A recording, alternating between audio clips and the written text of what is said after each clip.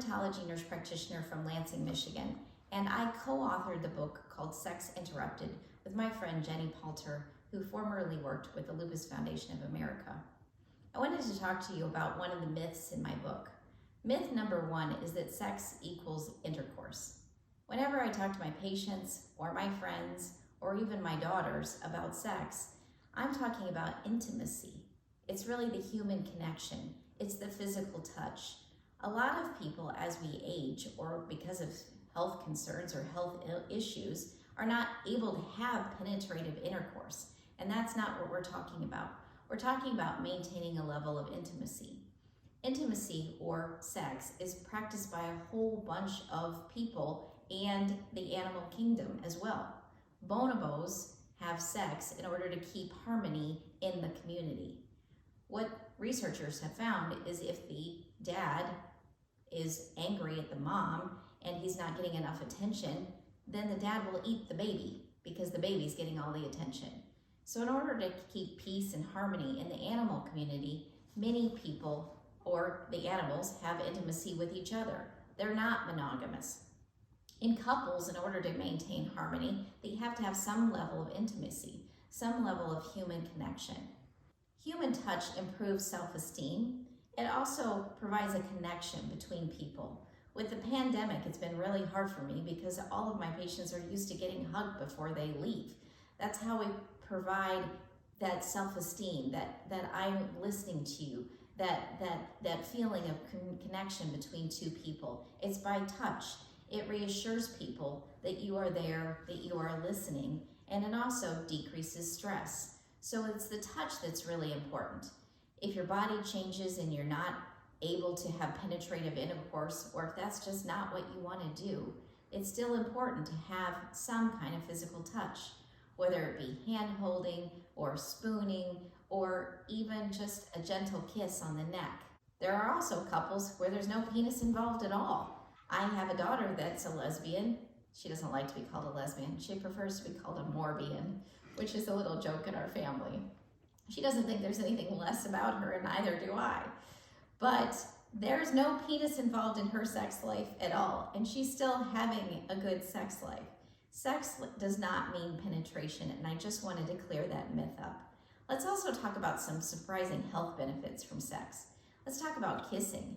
Arthur Sasbo, who's a German psychologist, found out that people who kiss their partner every day earn more money, they have less automobile accidents, and they have a better quality of life overall. I thought that study was really interesting because sometimes we just get out of the habit of physical contact, especially now that we're all living in a pandemic.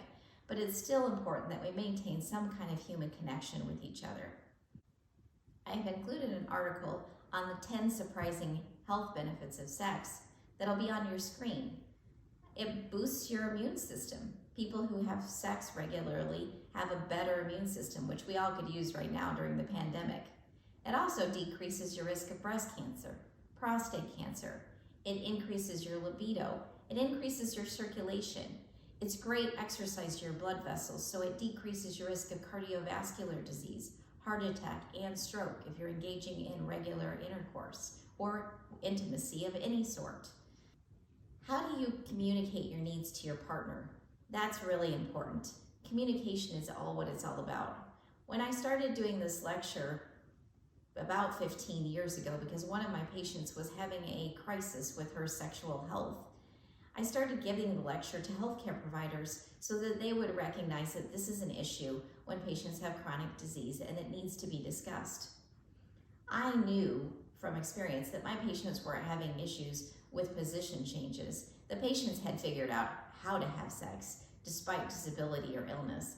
What they needed were tools on how to communicate having sex and what they needed with their partner and what made them feel good. I've had patients that told me that they were so shy they didn't even want to tell their partner that they were interested in intimacy. I heard a funny story where a patient told me that they turned something on their mantle of their fireplace one direction, and that was an indication to their partner that they wanted to have intimacy that night. I've heard of other people tell me that if they saw their spouse shaving their legs, they knew that it was good. For me, in order to relax my brain, I have to have things in order in the house, and I think a lot of women are like that. You know, we worry so much about the kids' lunches and teaching school to our kids at home now and managing work and all that in balance that sometimes we just have trouble getting in the mood to have sex. But it's very important that we practice mindfulness so that we remind ourselves why we're in the act of sex, how much we enjoy what our partner feels like, smells like, and their touch.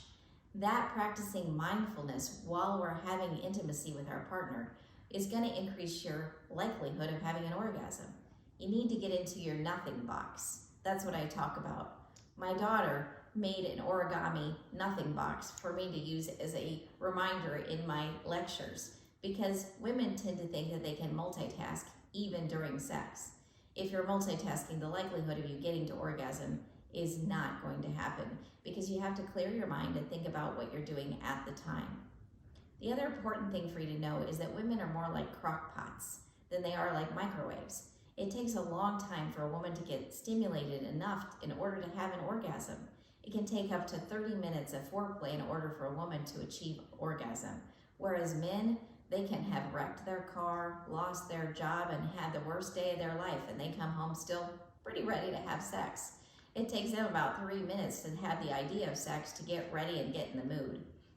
So you gotta know what your partner is, and you gotta know that there could be foreplay that needs to be involved in order to get to orgasm.